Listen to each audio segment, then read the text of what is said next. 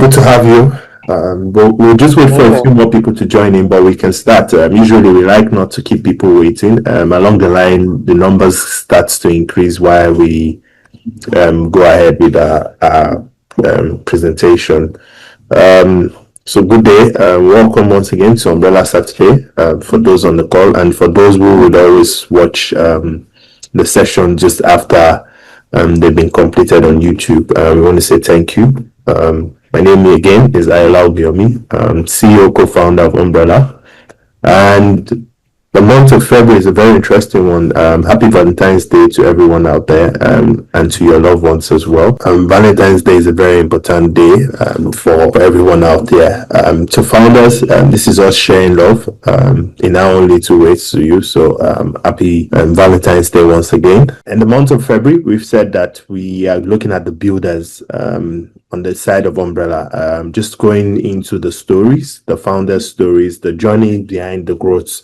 Last week we had Adeshino, who was on the call from Trade Lender, who just delivered his own session. It was quite insightful. And Ibukun Adebayo is someone I genuinely respect in the industry. We belong to two communities together.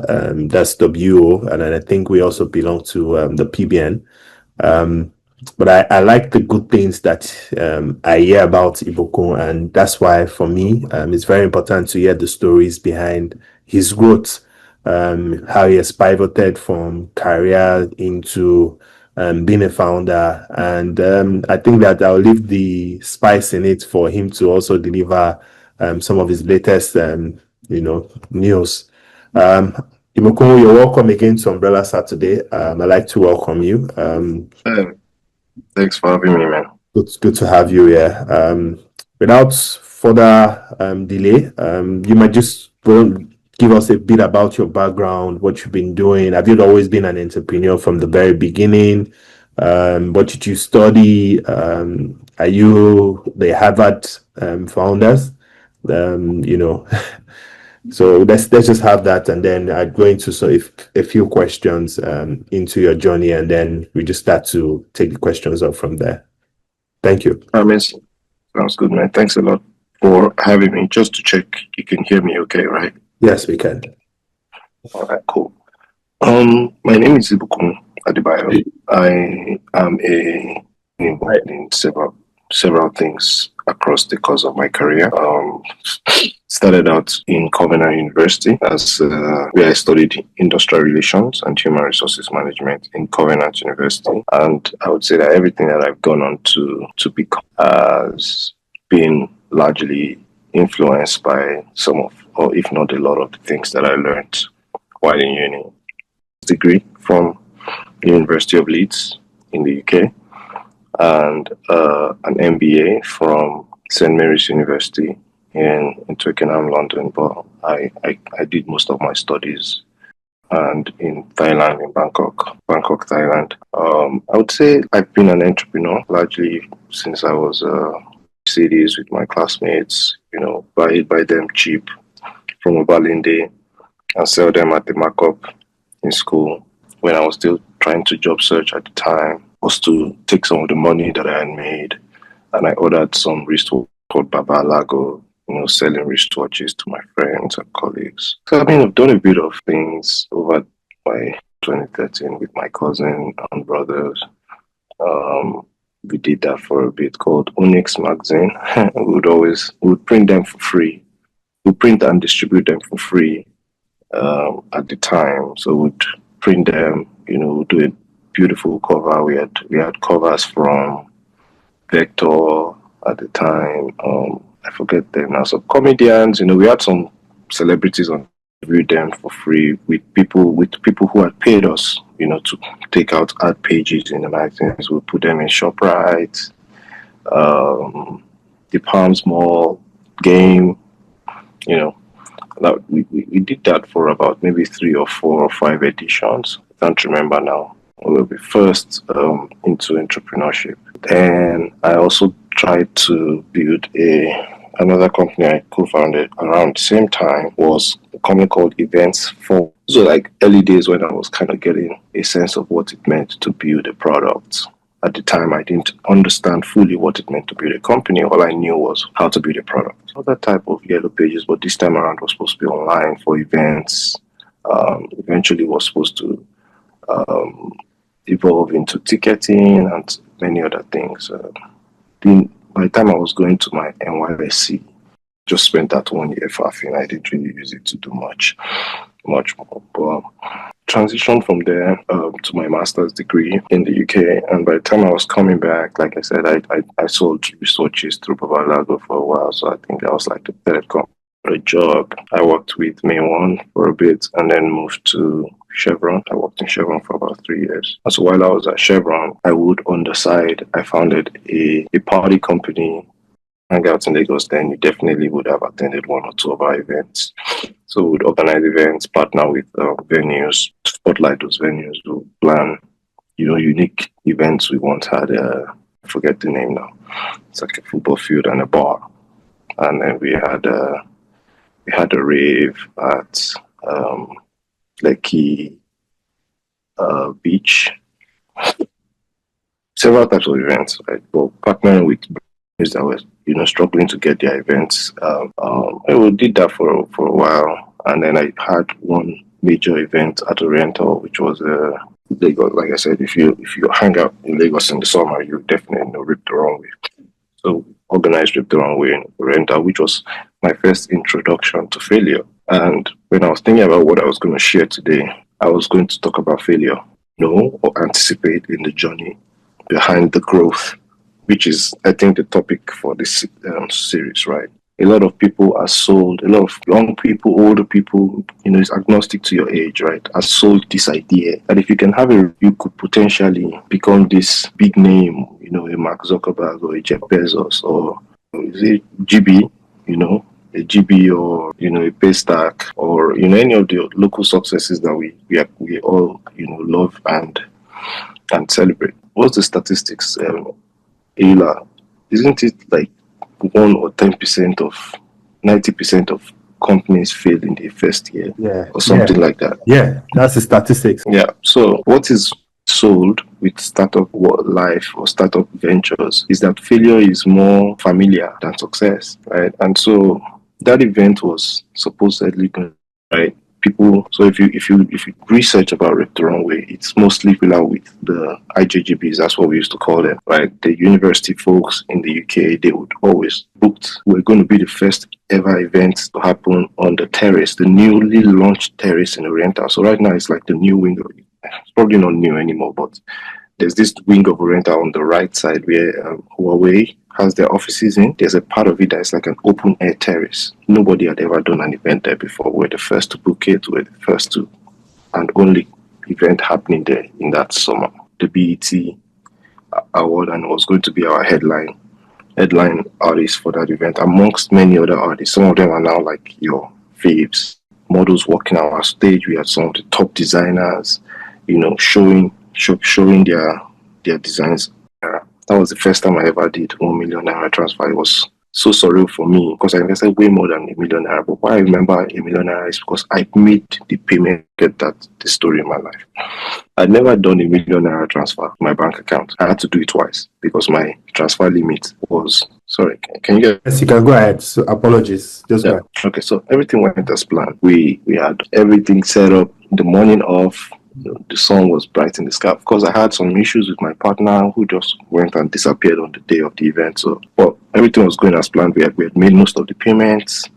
Well, that's not true. My partner, who was supposed to have made the balance payment on the venue, like I said, disappeared that morning. We didn't see him again. So, first, Oriental stopped us from setting up. We had to run around and find a balance of about 300k or something to give Oriental. When we paid that, we were able to finally set up. We're already setting up, and then out of nowhere, it started raining.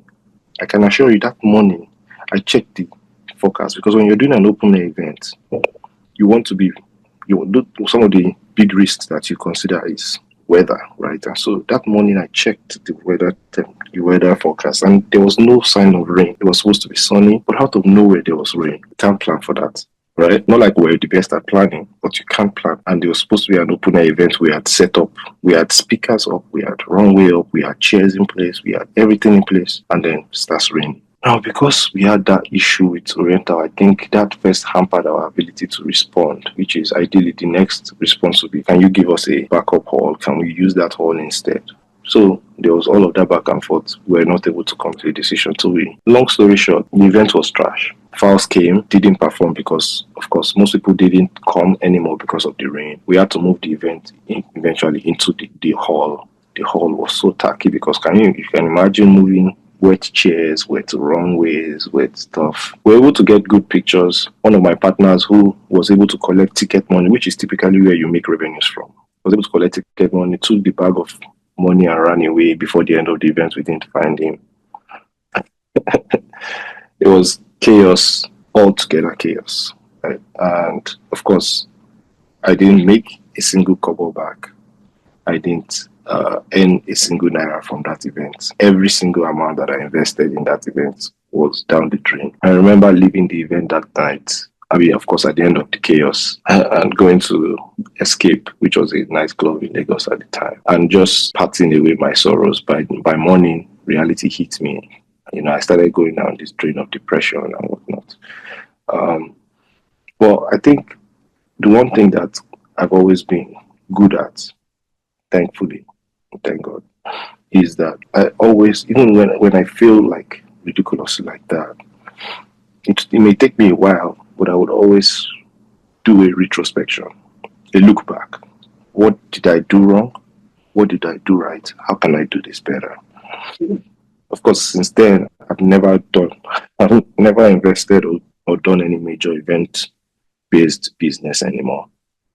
But one of the biggest lessons that I learned coming out of that is that when you're planning an event, there's a lot more that needs to go into planning that event than just having the funds or having the network or the know-how.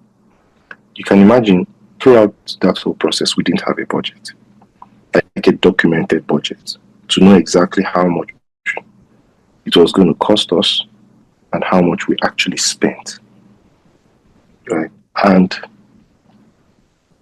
I would say that simple lesson has helped me be a much better person. Not just a much better businessman, but a much better person. That failure, that sunk costs. I was in debt. I came out of that event in debt because, of course, I took a loan, like a million naira in 2016. It was a lot of money. This was early Buhari days. Dollar to naira was still at 300, 400 naira to a dollar, right? A million naira was a lot of money, right? I had taken a loan to put that money up, and of course, I had a job, so thankfully there was a pathway to paying back. But of course, that million naira, I could have put it in Paystack, and by now I would have been a millionaire in dollars, right? I could have put it into anything else, but I took a risk on myself on an idea that I had. And of course, it didn't pay off. I lost that money. And so I would always say that my biggest lessons in entrepreneurship is I paid a million naira to learn it. So you can fuck. Yeah. That's a lot of money. Bro, I mean, Gen Z might not understand the struggle, but because million naira now, isn't that what you guys used to take girls on dates these days? But yeah, I think that's like a summary of where I would like to leave my story. I hope maybe some of the questions Ela would ask. I think that my first question to you is I want you to take the event, eventful experience, let me put it that way, and relate it to your journey building a product, right? Right. Just take us. So I think the first 3-6 months of you actually building a product. What was it like before you started having traction, before validation? Did you run through imposter syndrome? You had failed before, trying to even just run a business where you didn't really do well. Maybe the Babalago were doing well, because of course people like the research, they make the payment, they go, right? But like you also taking funds, that you could have invested somewhere else. Then, for me, I also had the experience of events, and I also ran away from events. I hate the fact that I have to wait that people would come. I are checking the time, and Yeah. Nigerians do not come early. For me, that's like Mm. that's like that's already signals it will fail. Then all of a sudden, there's this adrenaline rush. Everywhere is filled up. And And you're like, then, whoa, it yeah, feels like it worked. I just want you to take that experience for founders who are probably still wondering, okay, well, this event thingy is not related to product or it's not relating to me building. yeah. Tell us that story. Let's know that Oh story. no, absolutely. Absolutely. So I did say something. I don't know if you guys caught it earlier. I said that I knew how to build a product. Do you understand? Like that's something I understood. What I did not know how to do is to build a business. And it took me another 2016, it took me another 4 years or so before I could find the courage to start another business or to attempt to build another product. I've recorded or I've learned or I've taken on more failures since then. Some even worth way more than that 1 million, but there's none more valuable than that 1 million naira failure that I had, right? Now, specifically on the growth pathway from building a product to evolve and becoming a company. You become a company when you have your first purchase, right?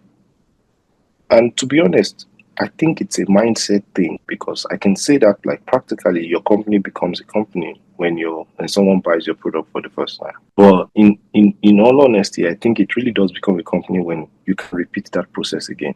I'll say that again. Your company becomes a company ideally when your first purchase is made. But it really is not a company unless you can repeat that process again and again and again and again and again. Right?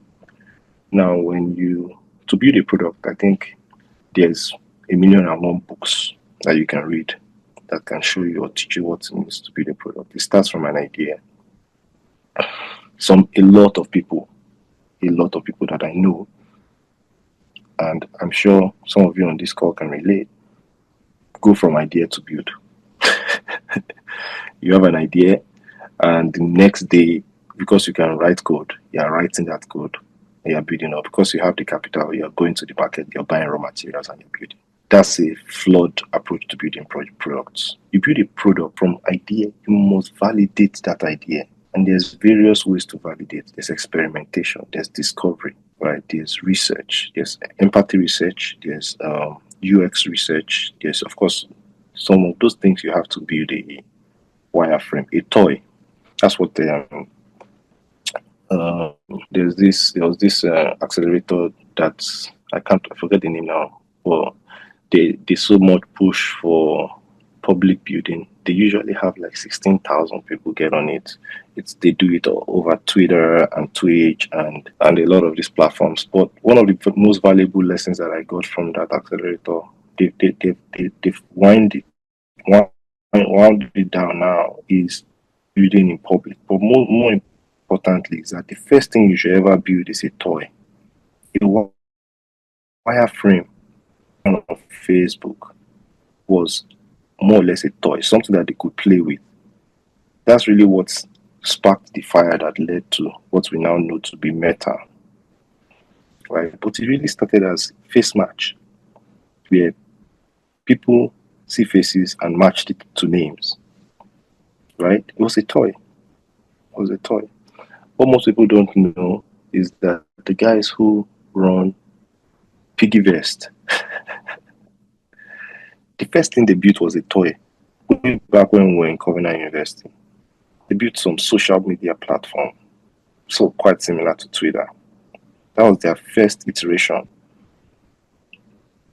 The same team that built Piggyvest went on to build, it was a careers platform that they went on to build. I'm sure it was based off Push CV. The Push CV, thank you. Yeah, they went on to build Push CV, and then subsequently went on to build Piggy Bank, then Piggyvest, right? That's 4 iterations of a very successful product. So, like I said, you get an idea. You first have to validate that idea, meaning you can run an experiment, right? You narrow your thesis down to the smallest, most minuscule question. Let me give you an example. You want to build a pot, a planter that can wet itself, that can wet the plants automatically on a schedule. You have to have a thesis, a question. What is the most minimum thing that needs to happen?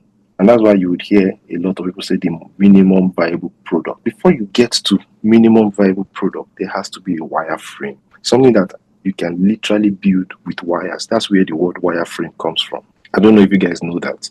The word wireframe actually comes from using wires.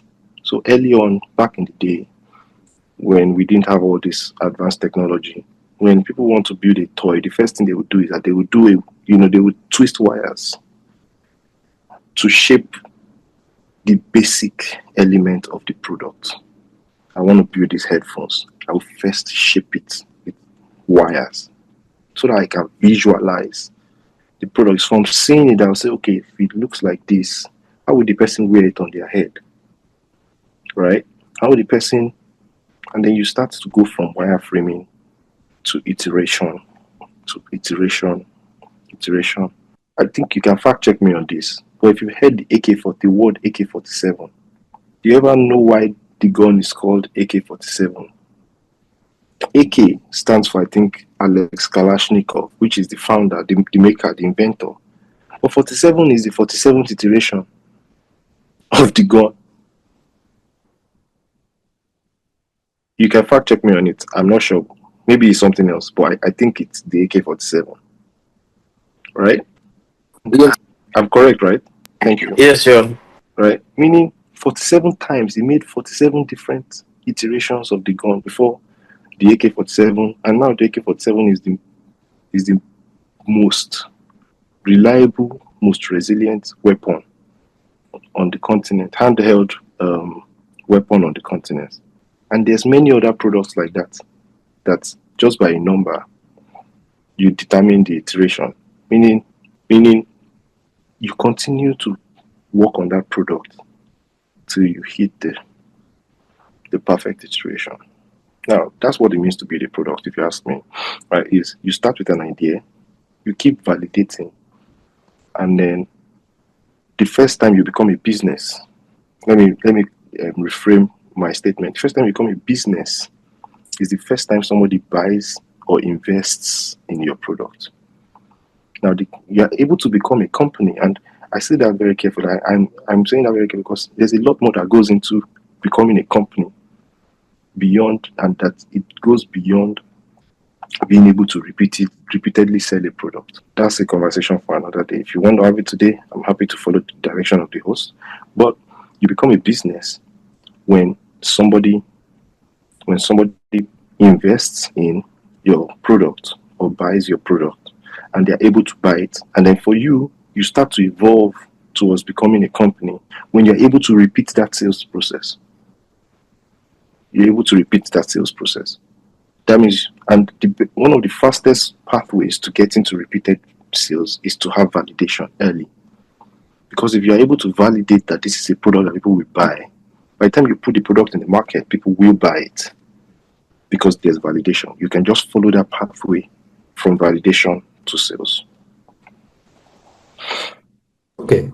Ibukun, I'm just going to ask you again. Where is the place of R&D, customer, what would I say? Customer validation, right? In this day and age, customer research. That's what I want to say. Customer research. Thanks.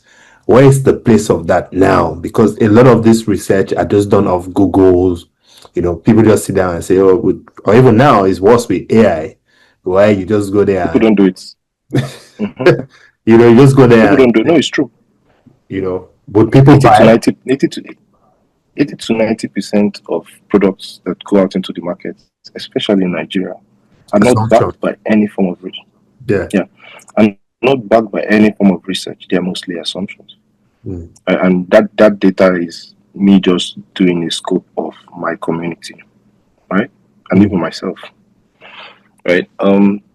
let me give you this context, right? Right now, I think Ayula was hinting towards it. Right now, I work in corporate America. I work in financial services. So I've taken a break from entrepreneurship to go back to corporate life. And I work in one of the biggest banks in the world. And believe it or not, we still do customer research. In fact, we have a whole department that's focused on experimentation, just experimentation, right? And we invest a lot of money in researching the customer. The product that I support, we we have deep dives on research almost every other week, meaning our research teams are constantly sampling customers to come back to us with new data to tell us what the customers want, right? And I think your question, Hila, the place of customer research is not fixed, it's ongoing. You must never stop talking to your customer. As a businessman, as a product, I was reading this morning about the chairman CEO of Fidelity Investments. She's it was a family, it's a family business, meaning it was passed on to her from a family, a progenitor. But her first job in Fidelity is one of the largest asset managers in the world. Her first job in Fidelity was in the customer center. She chose to go sit down and take customer calls, address customer complaints. You must never stop talking to your customers, period. Period. I have an idea now that I'm working on, or I'm kind of just ruminating on. So the one thing about me is that I always have ideas. If you know me, I always have an idea for a new product or a new business or something. And ideally, you would always find me working on 2 or 3 things at the same time. But this is the first time in a long time where I've not done any entrepreneurship. Um, Dr. Shola is on the call, and I know he's patiently waiting for my next project. But he, he's one person that has been like a major source of inspiration to me. But this time, I really just want to be patient and wait, and I might not come out with a new product in another 4 years or 5 years. But whatever I'm doing in 5 years or 6 years time will be for the long haul. I have an idea I'm obsessing over right now. And my first instinct is I want to talk to the people using who will potentially be users of my product. I want to talk to them. I'm so curious. I want to talk to them because I have this idea. I think it's a really good product. But I want to know if it's something that they need because I don't use the product.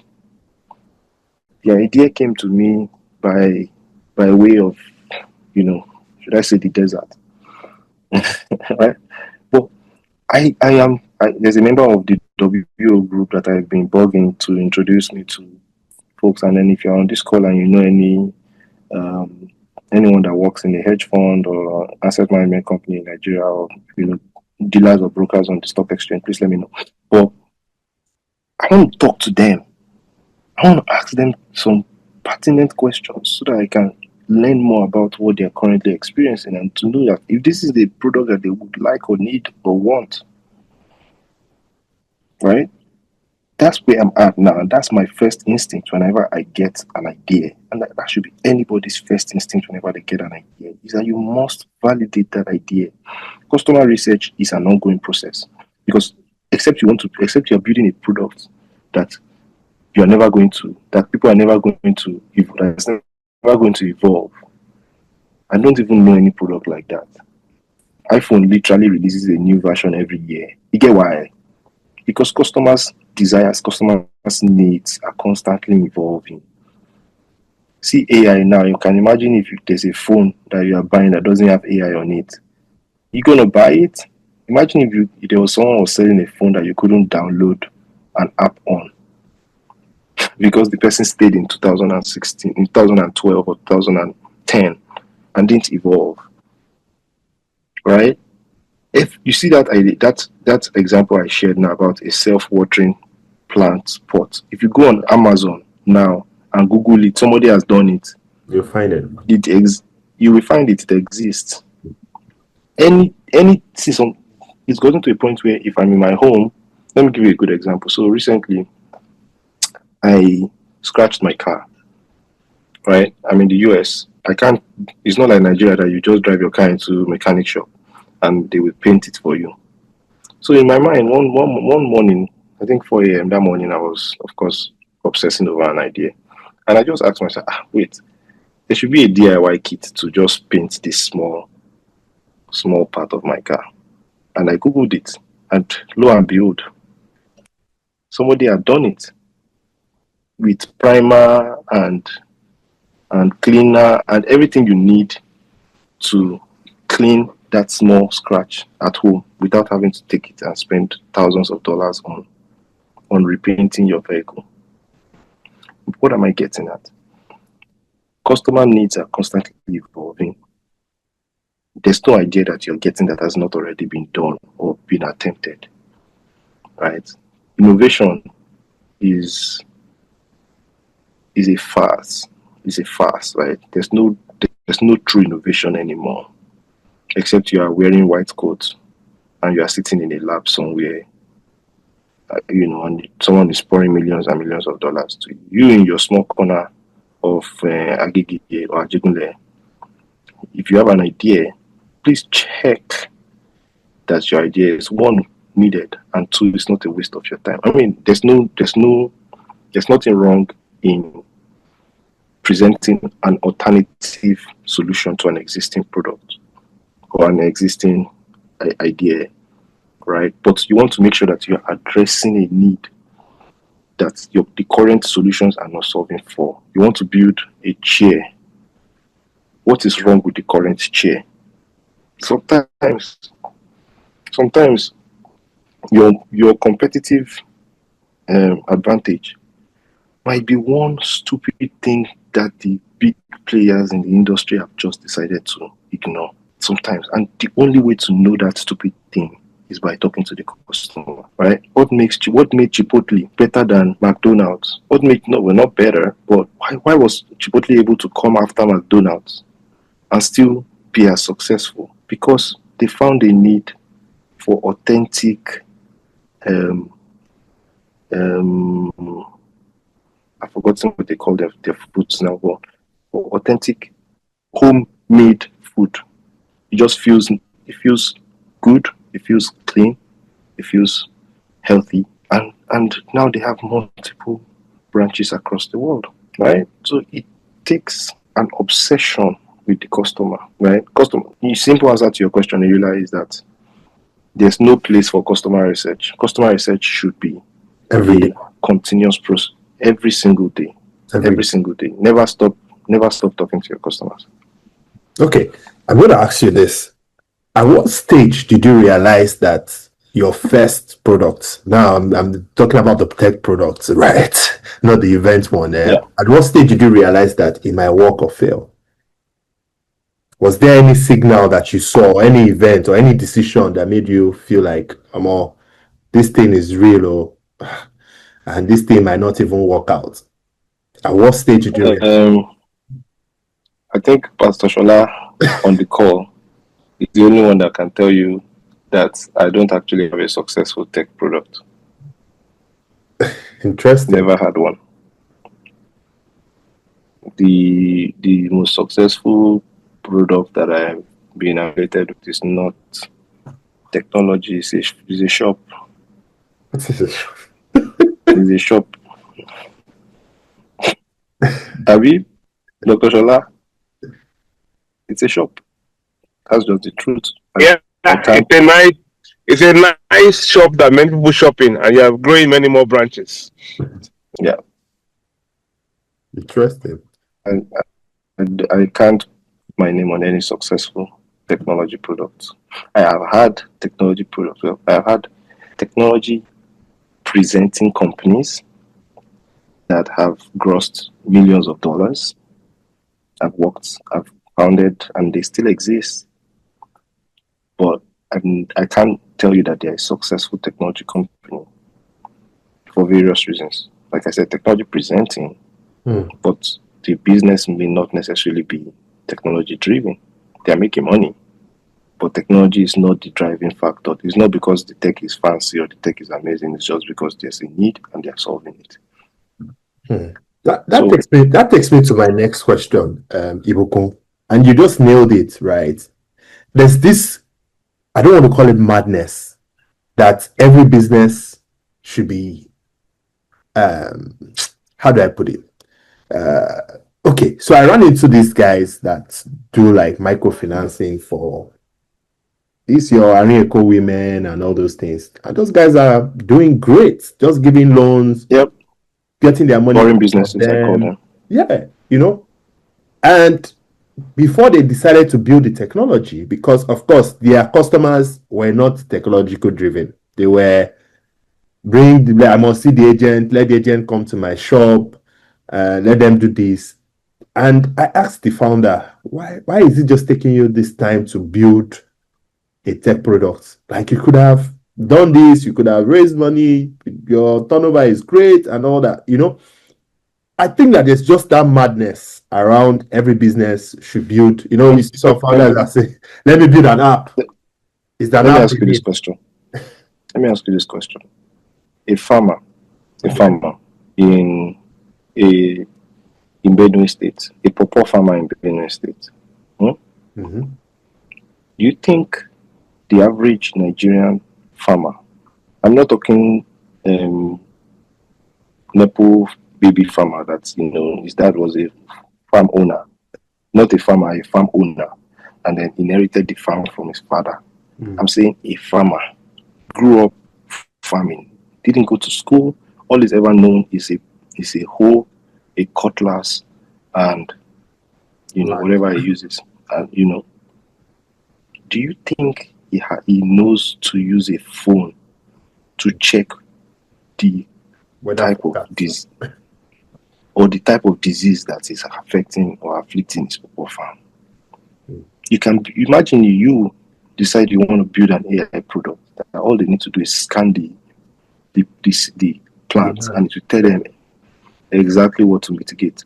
By the way, products like that exist. But Abe in Benue, in the forest in Benue, do you think he's going to use your product? You probably would have to use an agency model to deliver such product. Let me ask you this question. Do you think MoneyPoint is a tech company? Not necessarily. They're not. Tech enhanced, but not necessarily. MoneyPoint is a financial services company, period. They are a bank, they are a financial services, financial solutions company. They are not a technology company. They have leveraged technology to achieve scale. They have leveraged technology to deliver product efficiency. They have leveraged technology to solve customer problems. But do you know why people prefer, and I'm telling you this because we use MoneyPoint. Do you know why people prefer MoneyPoint over UBA or First Bank? First Bank actually has the largest, by the way, they have the largest agency network, POS network in Nigeria. First Bank, they were the first to do what MoneyPoint is doing, what OPE is doing. They have done it several years before OPE or MoneyPoint. But do you know why MoneyPoint is preferred? Like the provider will use MoneyPoint ATM and leave the other, MoneyPoint POS and leave the other POS. Does anyone of this call know why? $20 for the person that knows. The delivery. The delivery speed of market research, actually. Market education. Wrong. And it's wrong. It's wrong. One more try. So I think first of all, it's convenient. It's speed, convenience and speed. That is the first thing. But I remember then when the First Bank POS was in the market, Took a lot of they do transfer. You have to wait. You have to wait. You have to wait for confirmation. Wait time. It's not even, you guys are not even hitting the nail on the head. It is because. So I think what you. Sorry. Go ahead. It's even more calling. Sorry. So I think it's more MoneyPoint has a grassroots approach in the sense that you're wrong. It is because MoneyPoint is the only POS provider that you can withdraw same day. It's not because of speed. It's not because they can confirm customer transactions immediately. It's because that the customer doesn't care about the people paying them. If you like, as far as the customer is concerned, yes, it's an advantage, but the value, what the customers really loved, if you ask anybody, they will tell you it's because they can withdraw same day. Same day. If I go to, because the problem with POS transactions is that you paying at the POS. It's not only, doesn't just finish when you walk away from the shop. There's several levels or layers of back-end processing that has to happen for the business person to see their cash. Yes, of course, the merchants are MoneyPoint's customers. It's not you that goes to buy from the merchant. I am MoneyPoint's customer, the owner of the shop, not the buyer. I'm MoneyPoint's customer. MoneyPoint first understood their customer, and they probably spoke to their customer severally for them to learn that. So if I sold 20 bags of rice today and I used First Bank ATM or First Bank POS, I'm not going to get my money until 2 days later. Okay, so now I would have to be running some type of discounted cash flow or cash flow analysis to be able to run my business, because now I'll be depending on income from 2 days ago to buy stock, right? But MoneyPoint said, how can we deliver payment to customers? Pay checkout or payout to customers, to merchants on the same day. That is the only reason. MoneyPoint is actually in some cases more expensive than most other POS machines, but people will still use MoneyPoint. They will pay for that inconvenience. Do you know the level of customer research it took them to find that out, and then went back and used technology to solve? Because I imagine that to solve that kind of problem, they have to be running a float, and then they have to have an effective clawback system. If you understand payments, if you're in the payment industry, you understand that you can't offer that solution. Even First Bank, that is a bank, one of the biggest banks in Nigeria, couldn't offer that solution. Or they probably didn't care to offer that solution because it's not great for their bottom line. It's not great for their bottom line. There's more risk providing that solution to customers than there is value. But MoneyPoint made up 38% of the total amount transactions processed in Nigeria for 2025. 38.5%. It doesn't get better than that. Do you understand? Like, Nigeria processed 1.01 quadrillion naira. MoneyPoint processed 400 trillion naira of that 1.01 quadrillion in 2025. Let that sink in. Simply because they guaranteed customers to receive their funds on the same day. Okay, so my next question to you. What was the first moment you realized that, maybe an assumption or something that you had, completely thought was going to turn out good, completely turned out wrong? About the market, about the customer, about funding, even about yourself, because again, what made me realize? Yeah, like, at what stage did you realize that, this your assumption is false? And why I'm asking this is that sometimes as founders, we still find us going through maybe 2 customers are paid, 3 customers are paying, you've had a repeated buy, but it's still an assumption, right? Your assumption just has one person who is validating that distance, but you are not able to scale it, right? At what point did you, as Ibukun, realize that I made this assumption? It turned out it's completely wrong. My market is wrong. My customer profiling is also wrong. I might not even get the right funding. Let's even think about raising funds. Even me myself, I'm not even the customer. Well, one thing I can always guarantee you is that I'm not one of those people that will come and boo you and lie to you. And, the truth is I don't have an answer to that question because I've never been in that position before. I have put products out that I did based on assumption, or I've attempted to build products based on assumption. But I always just, before I get to the point where I'm making discovery, like I said, I've only ever had one major failure. And I mean, major being very subjective. But before I get to that point, I have the benefit of realism, is that I am married to an unrepentant realist. My mom is an unrepentant realist. So before I waste my time or my money or my life on something, somebody would have sat me down and told me the truth. And of course, in the first 2 days, I mean, maybe a good story is, I think in 2017, one day I woke up and I was like, I'm going to quit my job and focus on business. I was working at Chevron at the time and focus on business. That I feel like that's what God is telling me to do. Now, was God telling me to do that? Maybe, I don't know. Retrospection, they always say like retrospection is 2020 vision. In retrospection, if I quit my job at the time, a lot of the things that I went on to do, I probably would never have done them. I might have taken a completely different path. Maybe I might have succeeded. I don't know. But it didn't happen. And why it didn't happen is that, first, I was still dating my wife then. The first person I told, of course, was my wife. And our response was, of course, measured.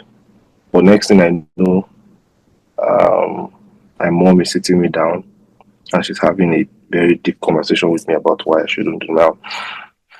If there's anybody, my mom she's a minister, my dad is a minister, they're both pastors. So if God was the excuse and these two people who are supposedly servants of God are laying it out to you in a way where you have no argument against. Long story short, I didn't quit my job. So what I won't tell you is that I know. But if I'm to punt the question and just attempt to answer it, not based on personal experience, I would say that, and this is a tough pill to swallow, especially for founders, is that when everyone, don't let people tell you what is good for you, right? But also don't discount the value of good counsel. Now, what do I mean good counsel? Various people would have various things to say. Now, you want to be able to discern who is telling you things that you want to hear, right? Who is telling you things that from a place of jealousy, right? And who is telling you the truth?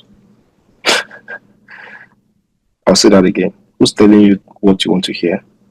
Who's telling you things from a place of jealousy or self-preservation? And who's telling you the truth? For those telling you the things that you want to hear, I would say listen to them and take their words for a pinch of salt. For those telling you things from a place of jealousy, I would say do the opposite of what they're saying. But for those telling you the truth, listen to them. Okay? Now, how do you determine who is who? That's a question everyone figures out on their own, right? But that's really the best I can give in this case, is that there are cases where people have said this thing won't work, and it did. A very good example is this one. I just heard it recently. In 1903, there was an article in New York Times. You can Google it, or you can try to find the article in the New York Times. It's in the New York Times archives. And it talked about how long the article did a deep dive into how long.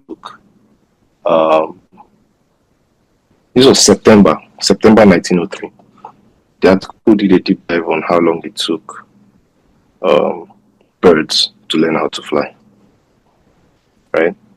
How long it took birds to learn how to fly. Like the evolution of birds from ground animals to aviatory animals, right? And then went on to take that example, that breakdown, that juxtaposition as a reason why humans will never fly, right? As a reason why there will never be aviation or aviatory transport for human beings. September 1903. By December 1903, the Wright brothers took their first flight. Right? 3 months. One person is saying it will never happen because it took this long for some other organisms to figure it out. And 3 months later, somebody did it. So, meaning there's always times when people will say this thing will never work, and they will be phenomenally wrong. The most important value that I can leave you with is if you're struggling with getting an idea off the ground, and a lot of people are, there's a lot of naysayers around you, and you truly believe in that idea. Now, there's a difference. Your belief in that idea cannot be simply based on gut feeling. I know this thing will blow. I always laugh when I want to say something stupid, so pardon me. Sometimes I find a lot of joy in stupidity, right? Well, let me break it down in the simplest way. You are an aspiring musician. You cannot play the keyboard. You cannot play any musical instrument. You can't make music. You don't know how to make music. You just know that you can sing. But everybody you have made songs to and sent it to has told you that your song is the best thing that happened since Whiskey. But you are not blowing. You don't know how to make music. You just know that you can sing. Now that's very important, right? Why did I emphasize that bit? Is that some people are lucky to have big breaks. But do you guys remember Vico? Does anyone on this call remember Vico? Do you know why Vico is not as big as Wizkid? He has no talent. Right? He has no talent. He was able to get fame from his stupidity, but no talent.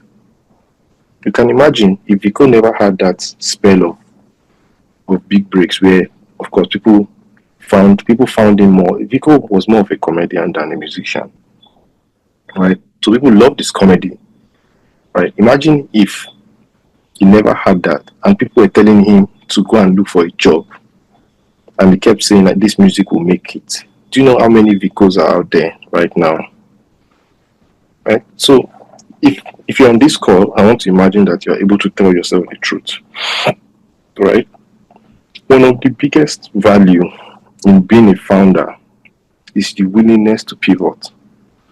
Imagine if Facebook stayed as face match, never pivoted. Would they be better today? I don't think so. Imagine if cars never evolved. That is, we still have the same 4x4s that they were driving in the 30s and 40s or in the 20s. Do you think we will have great brands like Honda and Ford and all these other guys? The ability to pivot, right, makes you more likely to succeed. If you have a really big idea, the ability to narrow it down to the smallest deliverable or deliverable iteration and start there, right? If you're a founder and everyone is telling you that what you're building is trash, hear them. When I say hear them, I'm not saying listen to them. I'm saying hear them. Why are they saying it's trash? And then more importantly than anything else, find your customer and obsess over your customer. There's this Shark Tank episode of some girl that was selling some fitness equipment, I think like massage gun, some fitness recovery equipment for sports people and gym enthusiasts. And on that Shark Tank, was it Shark Tank or Dragon's Den? One of the dragons, it was Dragon's Den because I think it was the UK. One of the dragons was like, I'm not going to buy your product. Guess what she said to the dragon? You are not my customer. My customers are buying my product. You, not my customer. Do you know the level of confidence you have to be able to say that to a potential investor? Because she knows her customer. She's obsessed over her customer. She knows what her customers want. She's able to itemize it. And when she sees someone who's not a customer, she knows. So a lot of the times, you may be building a product for a customer base that is not your customer base. It may not be that your product is trash. Maybe that the people you have surrounded yourself with are not your customers. And so they can never understand what you're building. Imagine if I came and started telling you about derivatives trade execution solution software. You're not my customer. So why would I spend time trying to pitch you to understand what I'm trying to build? So what do I do instead? If my customer tells me what I'm building is trash, I listen to them. If I know that this is my customer, and my customer says, hey, I don't need this. This is what I need. But tomorrow, I'm tearing down my product requirements for what my customers say they don't need, and I'm focusing on what my customers need. If I eventually build into what they said they didn't need, and they need it later, I'm happy. But only build what the customers need. Everything else is secondary. Ibukun, I'm going to open the floor to questions from the audience. But before I do that, what's the hardest no you have had to say to either an opportunity, an investor, a new hire, or a customer? What's the hardest no you've said? Very simply, I was building that I never raised funds. I mean, Tuna still never raised funds. And someone had offered us, I think, $30,000. We needed that money. $30,000. What they were going to be taking, I think, 30% or something, some ridiculous percentage of the business. And I said, no, not going to happen. That's the hardest now. Say in business, at least. All right. Thank you very much, Ibukun. I don't know if there are questions for Ibukun. You can just use the raise the hand button so that we can take that. Ibukun, something that founders usually struggle with is, one, at the early stage, maybe picking a co-founder, putting the right winning team together, getting the right documentations on board. How did you do that on your own end? Did you figure it out from day one, or you struggled along the line and, along the line you picked it up and then fixed it? How did you do your own journey? Well, I would say I have an uncanny advantage over most founders, right? In Nigeria is I've only ever worked for global companies, right? I worked at Chevron, Thomson Reuters, Gensa Energy, Royal Bank of Canada, Capital Markets. Now I work at Chase. And a lot of what I do is around business process transformation. And what that means is that I'm constantly involved in supporting these global companies to be more efficient with how they organize their business, right? So that knowledge that I have has always helped me. Like the first things I do in my first days of setting up or even building up a product is to build out the structure of the business. I already know the kind of team I need to get us to day one, because you know that it's the zero until you make your first sale, then you become day one, right? So to go from 0 to 1, that's literally my whole brand personality, taking ideas from 0 to 1, right? And so I have that uncanny advantage. But what I can say is that there are certain resources out there that a lot of people don't know to use, especially if you're a founder in Nigeria looking to build a global facing product. Please go set up a profile on Y Combinator Co-Founder Match. easiest way to find an international co-founder, right? You want a co-founder who can give you global context, someone who has not lived in Nigeria, someone who has lived in Nigeria, whatever it is. YC co-founder match. Just go online, Google it, find a co-founder. Now, one of the things that most co-founders don't do, and comes back to bite them in the backside, is they don't focus on building culture, company culture, right?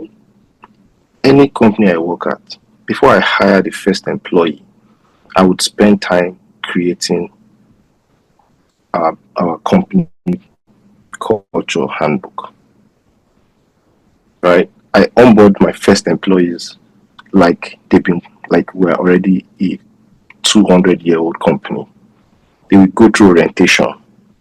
They will understand what we're trying to build here. They will have a culture handbook to understand what our objectives are, what our key results are, what our values are, what our behaviors are. And a lot of those, if you go back and look at companies I founded, they typically all follow the same directions. That because I have personal values, I'm able to bring that into my businesses, right? So I'm able to reflect those things in the business. And the mistakes most founders make is that they allow the employees build company culture, which essentially sets you up for failure. So ideally what you want to do is to be the one driving the direction of culture in your business. If you know your company culture, you will know that this person can never fit into this business, and you'll be able to make a decision quickly to let them go if you have made the wrong hire. And if you're able to prioritize culture up front, you'd also most likely be hiring people that fit into culture for you, people that can work with you, that understand your language, that can help you build in the direction that you want to build towards. And it's okay if there's no questions, Ila. It means that everyone understands. I said that everyone understands. I think it's just a different direction you've taken us to today. You are doing more of lecturing, more of taking us on the right path, and I love it because you should actually be a professor at Ibukun. I don't know if you thought that, but you should actually be a professor. Collins, hands up. Collins, please, can you unmute yourself? Yeah, can you guys hear me? Yeah, we can. Okay, so apologies first. I'm currently hiking, so there will be some background noise. So my question would be. Sorry, I didn't hear your intro at all. You were breaking up a bit. Okay. So my name is Collins, founder of Edge. So we are building the trust and the relationships for capital business platform. So what that means is that we try to collect businesses to their good partners across different industries. So we've been doing this for quite a while.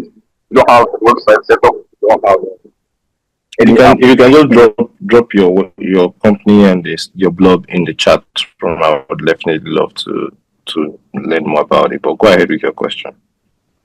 All right, thank you so much. So the question I wanted to ask was around the event you posted there, the 1 million meetings. Supposing there was a structure in which people could easily discover good partners. You could discover good partners, events, partners. You could work with them based off of trust, based off of referrals. People telling you, basically asking a friend or a company, can you refer me to such a person based on trust, based on they work with them before? Would you think it will solve a lot of problems you had organizing that event, and also for a lot more companies in the country or across the continent? Collins is trying to validate his product on your call. And I like him. He's a very sharp guy because he first introduced himself well before putting his customer research on the table. I think so. Let me put it this way: I did have a problem of like vendor trust, right? That wasn't the reason why I failed. Right, it wasn't because my vendors were bad or that the way you're describing finding vendors. That's how I found vendors. People recommended them to me. I had an event planner who works with a host of vendors, right? And she would recommend vendors, would interview them, and we had great vendors. The problem wasn't vendors, and I think I clearly stated that. To a large extent, the problem wasn't even planning, right? It was a rude reality that there are elements beyond your control, right? How do I plan for rain, for example, right? How do you plan for a thunderstorm? How do you plan for a snowstorm? I mean, it's much better now because information is now much more accurate than it used to be in 2016. Right? But I'm not your customer, is what I can say to you. I think you have a great product, or you may have a great product. I don't know. But specifically to your question, I don't have an answer to it, unfortunately. All right, thank you so much. It's all right. Thank you so much. Yeah. All right. Ibukun, what lessons did you learn that no blog or accelerator or mentor could prepare you for as a founder? Sometimes the answers to the most complex questions are the simple ones. Can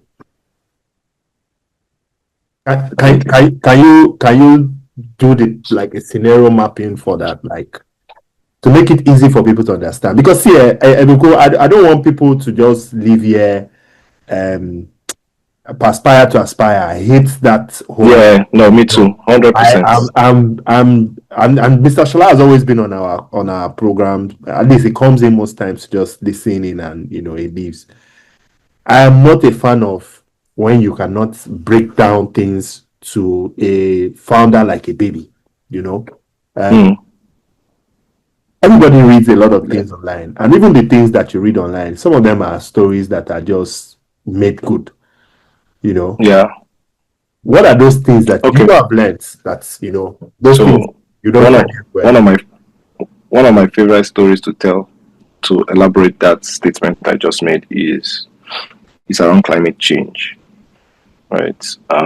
Now I think early on, 2000s, early 2000s, climate change was a big global issue, right? Governments, businesses, everybody was talking about global warming or whatnot. And what that means is that when policy aligns like that with a global phenomenon, it means that there's a lot of cash pouring into it. Now, there was two different solutions to global warming, specifically global warming, right? One was a very simple, almost out of a sci-fi movie solution, but costs about $10 million. And what was the solution for global warming? Was to be able to transfer greenhouse gases from the stratosphere into the sea to reduce ocean warming in the summer causes tsunamis. That's what causes the ocean to rise, and then the tides to rise, and then tsunamis happen. And there's cool air that is over in the stratosphere that you can send down to the ocean to cool the ocean down, and then there's less tsunamis. And then the air that is causing the ozone layer to be destroyed can be transferred to the ocean. It's a very simple solution. It's just one big pipe to transfer those gases down to the ocean or something like that. And as we all know, the ocean is one of the biggest carbon storage in the world. So perfect, great idea. It was recommended by a think tank. They even built a prototype. They tested it. It worked. $10 million, that solution. Then there's this other idea on the side that was recommended by Al Gore. That's going to cost $3 billion. $3 billion, right? Recommended by Al Gore. Al Gore was, I think, a vice presidential candidate or even vice president of the US. Very big name in climate change. You guys guess which one of those two ideas actually got investment?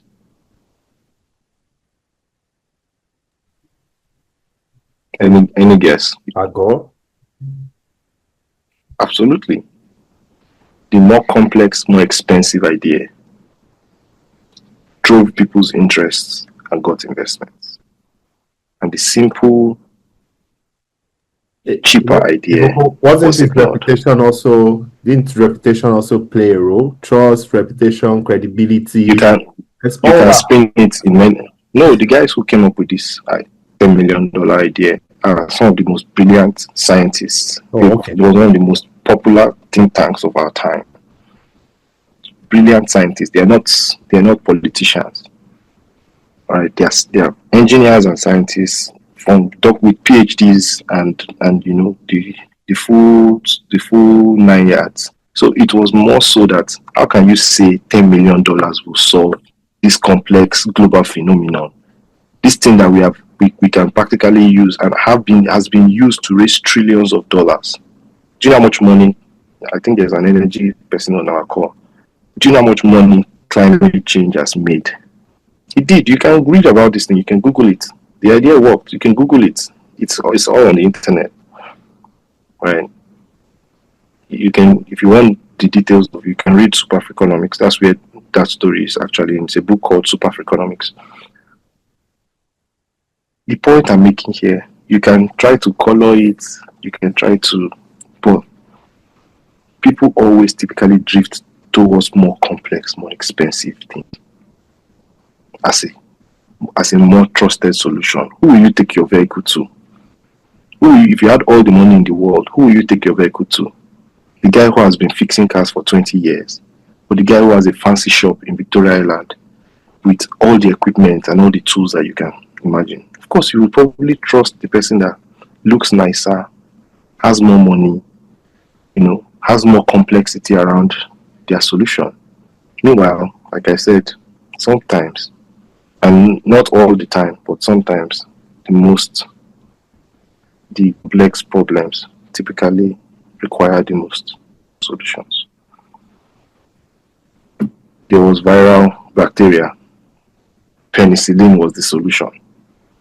Bear in mind, before there was the discovery of penicillin, the approach to solving for viral bacteria was through leeching. They would literally bleed you using leeches. But penicillin was the solution. Penicillin was a mistake of a discovery. Okay, that's my own lesson. Is that I found as many a times we always focus on the complexity of the solution. Meanwhile, all you need to do is to change the color of a button. One button, and it drives your user acquisition up to 2 million. But you have gone and you have changed the entire UI. The whole UI, wasted time, wasted money, and you still didn't get your 2 million users acquired. All right, let's have Doja, and then after Doja, I'll just call it a day with my last question on mentorship. So just be waiting on that. Founders and mentorship. All right, Doja. Okay. Hi, good evening, everyone. Ibukun, thank you very much for coming on today. And then I particularly appreciate your what's the word? I think transparency and then rawness, right? During the course of the conversation. So my question is more of a what would you do kind of question, right? Because I'm building in the health tech space, right? And the first thing we built, or the first thing we started with, was an EMR, right? The idea was good. The idea was, I would say, great, right? And there was an element of special inside of the EMR, outside of what a regular EMR would do, right? But come to find out after we built, we discovered that in the health tech space, there still needs there's a level of education that is not yet in place when it comes to like the EMR and all of these things in the medical space, right? And then also, to some extent, you'd even have to be in bed with the government, right? When you're trying to like push stuff like this, right? And if you know systems like that, you know in a way it's kind of expensive to build because it takes time, pretty much, right? But instead of just stopping the whole thing, because the mission is to build stuff in the health tech space or in the healthcare space, then we now pivoted and we did something a little bit simpler. That's we did an ERP for pharmacy, all the stuff like POS, inventory, count and co. And even before we even finished, right, where they had say like 30 pharmacies show interest. Although of course, interest doesn't necessarily mean that they will pay at the end of the day. But then again, it was way easier to approach pharmacies than even going to hospitals. Pharmacies, you could just walk in and have those conversations with them and all of that. But the problem now is that the money is a little bit dry, right? Dry in the sense that there's no space for that aggressive marketing as we would want to do as much. And now we turn to stuff like say partnership and all of those things. So the question is, what would you do say if you were posed with this kind of problem? Say you have on one hand you have a product that is very good, but unfortunately you're unable to push, and then you have that's also good and you have a bunch of people, but then again you have limited resources. What would you do? Thank you. Well, I don't know why are you like laughing. I like the founders on Discord, to be very honest. It's okay, I don't think. Ibuku can't think for me. Oh yeah, answer the question, Ibuku. So I think first, you're in good company because I'm not sure I don't think I talked about that a lot, but I definitely have built in the health tech space. Built Pure Life Health is a company that I built and we put it on top of our pharmacy layer. So if you live in Lagos, like Pure Life Pharmacies. That's the shop I was talking about. And so we definitely ventured at some point into tech. We still have the tech going. I think the tech team is still working on the solution. So starting out in EMR, you have a very interesting approach. Is if you already have an EMR and now you're building for pharmacies, I'll say keep building. Right? One is dry, no one is investing in health tech. So you want to ask yourself again, where's the money at? The money is in retail. Right? It's in retail and it's in wholesale. You have to be in the supply chain, not just at the fringe of it. Right? So that's one. So figure out a way to get into the supply chain, either as a middleman or as an element in the supply chain. Right? That's the first thing. But from a practitioner, I would say think about simplifying warehouse solutions, because warehousing is a massive issue. As you know, in Nigeria, people they thief a lot, and it's not just customers stealing, employees steal as well. So if you can simplify warehouse solution for mom and pop pharmaceutical stores or pharmacies, you may be onto something, I don't know. But that being said, if you have an EMR and you're building for a very regulated industry, you have to recognize that you have to be in the spaces where the power players are. What do I mean? You can't be building EMR for doctors and you've never attended a doctors association meeting.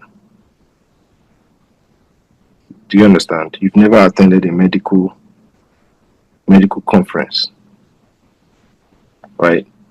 You can't be building for a regulated space and you don't know the power players. You don't know the Commissioner of Health, right? One of the guys who owns one of the leading EMRs is a classmate of mine in high school, Dimeji Shofora. And even then, they play actively with regulators. If you go and read any article that GB from Flutterwave has put out, you will hear him always give credit to their regulators. He never fails to do that. The reason why is that when you play in a regulated industry, you must know the regulators. Right? You can't decide that you want to build for healthcare and you are not ready to play with the regulators. Attend their events. There's always events happening. Attend the events. Make friends. Right? A lot of people don't know that policy goes hand in hand with business. If you ever studied business in the university, you would have taken a class on business policy. Because policy and business go hand in hand. If the government passes a new law today that requires you to be regulated in the EMR industry, you think money is dry? Baba, money will be drier. So you have to know, you have to have your finger on the pulse of policy as much as you are building. Right now, they built an EMR. Do you know the top 3 successful EMRs in the world or in other advanced markets? How did they become successful? What did they do? Is there a pathway that you can chart? Are you talking to the doctors? Like I said, there are so many EMRs actually out there right now. So many. I remember that I know that even in Pure Life, we had to outsource that part of our stack. Right? But when I was looking for someone to outsource it to, there were lots of them. Lots of EMRs. Guess what? Odoo has an EMR. Odoo, which is a software that a lot of pharmacists use. I'm sure you know that if you're actively talking to pharmacists, a lot of pharmacists use Odoo in Nigeria. Odoo itself has an EMR. So why would someone buy your solution? What is the pain point of those currently using EMRs? Let's not talk about the institutions that are yet to automate their process. But why invest in building an EMR when maybe what you should be building is something to make EMRs ubiquitous? What do I mean? What's ubiquity? There was a time, I don't know if it ever happened in Nigeria, but in the US there was a time when AT&T could only call AT&T, meaning, to think about it, when Glo can only call Glo line. I think there was a time like that, right? And you could only call a Glo line with a Glo line, or an MTN line with an MTN line. When there was an ubiquity in that industry, what happened was then you can call MTN with Glo, or you can call Airtel with MTN. So if people are building EMRs, how can I go from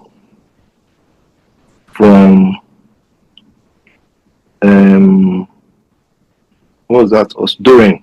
Doren is, I'm sick. I always go to Doren. That's my primary healthcare facility. And then one day I was in Doren has an EMR, and then I was in Kaduna, and I fall sick in Kaduna. I go to a different hospital. So what happens to my records? That's what we talk about ubiquity. Can I go to another hospital that's using a different EMR and still be able to access my records on another EMR platform? Ubiquity. Is that a problem that they are looking to solve in the industry? And are you better positioned solving that problem versus trying to solve a problem that Helium Health solved 5 years ago? And even if you want to solve the problem that Helium Health solved, what makes you better than Helium Health? What are Helium Health customers experiencing that you can solve for? I don't try now, Abi. Thanks. Yes. Yes, very much. I think you Thank need you. some more directions, to be very honest. Ibukun, my final question to you today is, what's that one thing you would tell an African founder about building in Africa?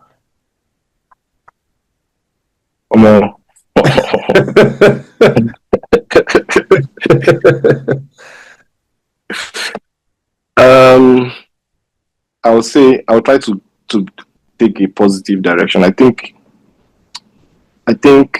you are I'm not looking for the negative. I just want people to have the honest truth about building in Africa. okay. Well, it's a what's that word now? Building in Africa is a complex. It's a death sport. I mean, how they used to say it. It's a violent sport, right? It's like you're going to fight in like you're the words are at the tip of my tongue, but I can't find it. But I think what you should then know is that if you're building in Africa, you're building for a market that could potentially, for two realities, right? Could potentially be the only market that will be buying the kind of products that you're building for in the nearest future. What do I mean? A lot of things that AI is going to solve for in the US and Canada and advanced markets are still going to take a while for adoption to happen in Nigeria. That's one. So you have time, and Africa rather. And then the best way I can describe this is this: if you think about the Nigerian or African superstars, if you blow in Nigeria, you nearly almost blow in like a significant part of West Africa and then subsequently in Africa. But if you blow in America, you could potentially only just blow in California as an artist, right? Or just be popular in Nashville, popular in a small part of America, right? Of Europe. But success in one part of Africa is literally almost success in the whole of Africa, right? Is that you will be addressed as an African founder, a whole continent on your name, and someone else will be addressed as a Delaware founder or a California founder. You have access to a population of over 1 billion. Meanwhile, some people only have access to millions of populations. Now, buying power then starts to play in that matrix, right? Is that if you take on the whole of Africa, you probably would only be able to get your revenues to an abysmal amount compared to someone who is only focusing on 3 US or American states, 4 American states. Their customers have much higher buying power. I think that's what Tayo Viosu of Paga was saying, is that when people say they are building for Nigeria, only 5 million people can really afford to use the technologies that we are building for in Nigeria. So when people put on their pitch deck and their TAM is 200 million, their SAM is 50 million, and their sum is 1% of 50 million, 5 million, or 10% of 50 million, 5 million customers, or 1% of 50 million, 500,000 customers, it's a lie. Why is it a lie? Because there's only 5 million people that can use payment services in Nigeria. They can afford it and they have access to it. Availability, affordability, and reliability. Right? So your TAM is really 5 million. Your SAM, maybe half of that, 2.5 million. And your sum is maybe just 1% of that. How can you make the most of that 1%? Start there. That's the reality of being in Africa. Thank you, Ibukun. This has been very knowledgeable for someone like me. I like to have these conversations, and I've learned a lot from you. I just want to say a big thank you for taking our time. This is a special one. It's Valentine. It's the first one we're doing at 4 p.m. as well.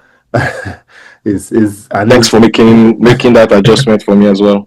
Yeah, well, we would always Okay. do that. We always do that. But we're growing. And Ibukun, I think that I'm also bringing you back on an investment conversation. I know we've had this back and forth, you and Mika. Mika was also on this program last year, funny enough. For real? Oh, Yeah, he did nice. a very nice session last year, my alter ego. So I think we would also bring you back on some investment conversation. But I want to Yeah, say I'm happy to. I want to say that it's been very, very insightful. It's been a session that I want to watch over again. There are some nuggets that you dropped that I want to go and, put it down and learn.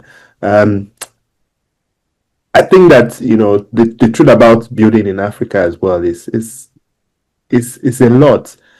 Which takes me to that question I asked you about mentorship, your role, and what do you think about mentors and founders and the relationship between having a mentor and a founder? Did you have one that helped you through this journey? So I have mentors. I do. I have people that I also follow. I don't have any personal relationship with them, but I follow them. I read about them. I watch their moves. Whenever I'm in a complex position, I kind of reflect on them being in a similar position, and I kind of adopt their approach. What I'll say is, when I said that you should always try to discern who is telling you the truth, who is speaking to you from a place of jealousy or self-preservation, and who is just blowing air up your if having a mentor who tells you the truth is super valuable, right? Having a mentor. I have friends who I will not make a decision. Some of them I've never even founded a company before, but I know that their strength of discernment is valuable. So if I call them and ask them, this is what I'm experiencing, what do you think I should do? And if they say, do this, I'm doing it. I'm not even thinking about it, right? Now, mentorship comes in different ways. Like most people have this prefixed idea that a mentor is this older person that you have to go sit down with. When they say jump, you jump, and all. Could work for some people, right? But you always have to have a group of people that you defer to, right? That's why when you start to experience some success in your business, you're advised to set up a board of directors. And you all know if you know me well, you know how I feel personally about the importance of having advisors or board of directors. And you would hear me tell stories of companies that have failed, and when we do a postmortem, you will see that they didn't have a board of directors, people that they could defer to or that could help make decisions when there's conflict of ideas or conflict of interest. So yes, have mentors, have advisors, have boards, but make sure that these people are people who tell you the truth. They don't have any personal interest, they don't have any self-preservation, and that they are not just propping you up every time, giving you a confidence boost, And have meetings with yourself. You can be your own mentor. Sit down, put yourself on the other chair, bring out minutes of meeting, meet with yourself.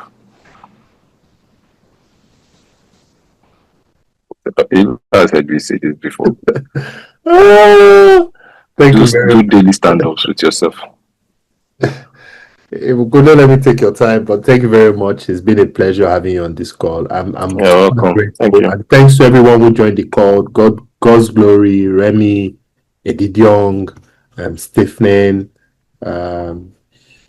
Collins, Doja as well, and Mr. Shola who has left the call, and some other people will be watching this and also reaching out to me in my inbox to say, Ayo, we need this next person.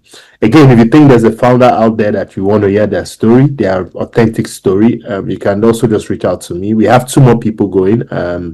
We have John Oname of Construct, who is coming as well to tell his own story, a different perspective. And then we have Tunde Akim Moses. John is my big bro. And then we have Tunde John is my big bro. of what's the name of his company again now? Yeah, Tunde Akimosis is coming as well to give his own presentation, and I feel like his story is also very unique. We went to the same uni as well, and Tunde has always been a whiz kid. You know, seeing him run his business successfully, I give it to him as well. Because there's that, you have that knowledge, you're intelligent, but running a business is a different ball game. And you've established it today, Ibukun. Governance, putting the right team together, beyond the product. I feel like a lot of us. Tunde is CEO of Sycamore. Sycamore, yeah, Sycamore.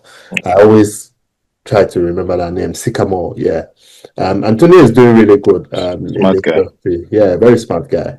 So I want us to just learn a bit about it. We've called this episode in February the Builders story, where we're just talking about different founders and, you know, their stories, how they grow from different stages, from early stage to, you know, growth stage. Is the audience that we are looking at for. So we have just 2 more going, and then after that, we move into the next team for March. And then I'll keep you updated as time goes on our progress. Thank you very much for joining, and it's been a pleasure having you all on this call. I'll call that a day. Yeah, likewise. All right. Bye. Bye.